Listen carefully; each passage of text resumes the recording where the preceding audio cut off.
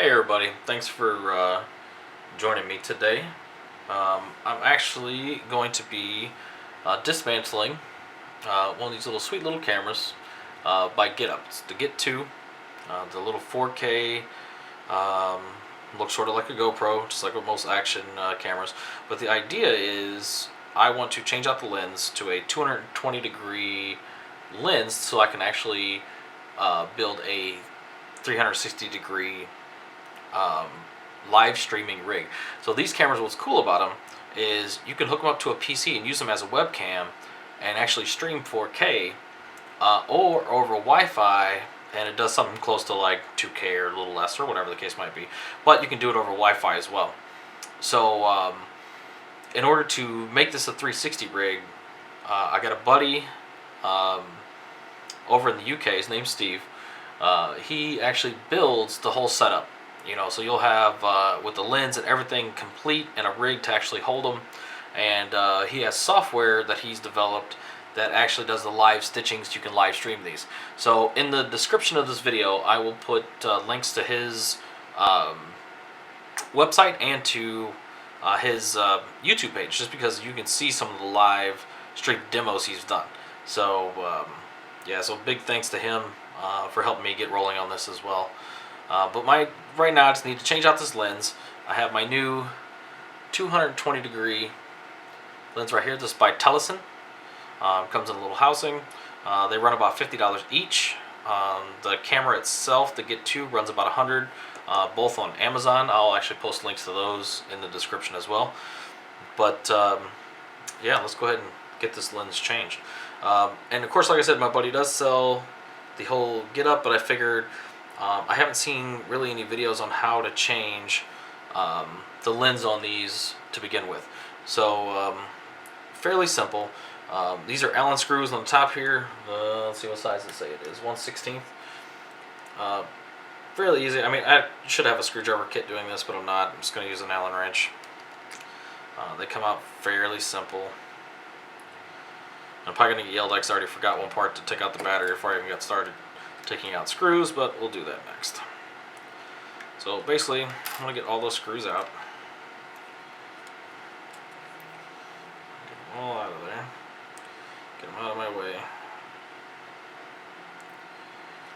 And now that I have a new way, because I've already done 2 of these, I'm going to go ahead and take out my SD card, and I want to take out the battery. So get rid of that, pull the battery.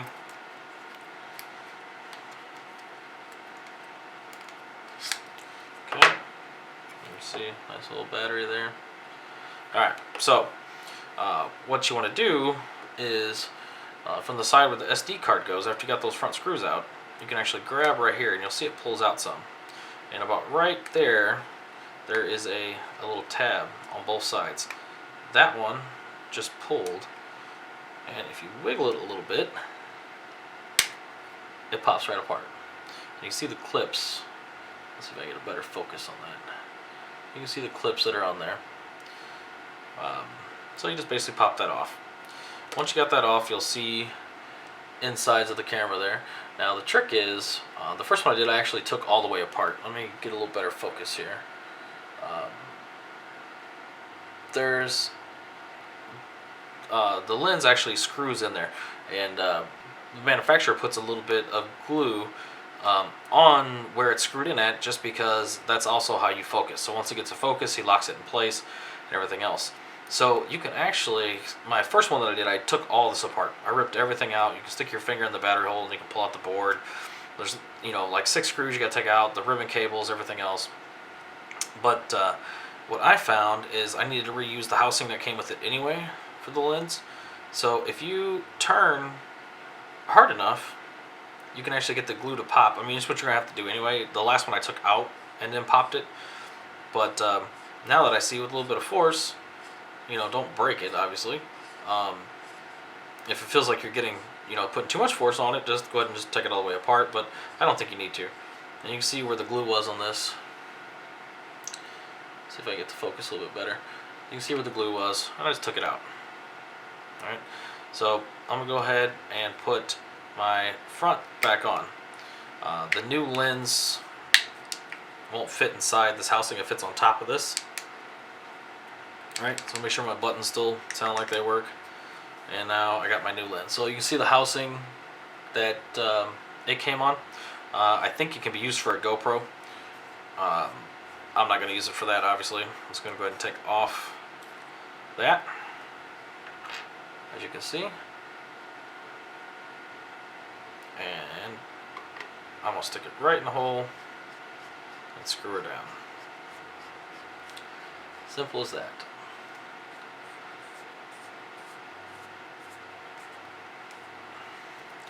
Make sure it's in there nice and snug. So like I said, with the glue thing, it's a focus as well. So I'm not going to super tighten it. I want to get it down just enough where it holds it together. Start putting things back together. I want to make sure I do have video, so I'll do that first. So I'll pop the battery back in, hold the power, turn her on. And I also want to make sure I got video, which I do, as you can see. So the next thing is, as you tighten that or loosen it, it changes the focus. So I'm not going to get it in focus and then glue them down because it doesn't make sense. I'm just going to get it to a point where I can come in and change it if I need to on the fly. Maybe I need to change the focus more one day or not. So I'm going to turn her back off and go ahead and put my screws and everything back in. And the next video I post will be hopefully a nice 360 video with the help, like I said, of my buddy Steve, and using these cameras with the new lenses. So if anybody has any questions, feel free to post below, and I'll see if I can help you out with whatever I can. But yeah, thanks again, guys.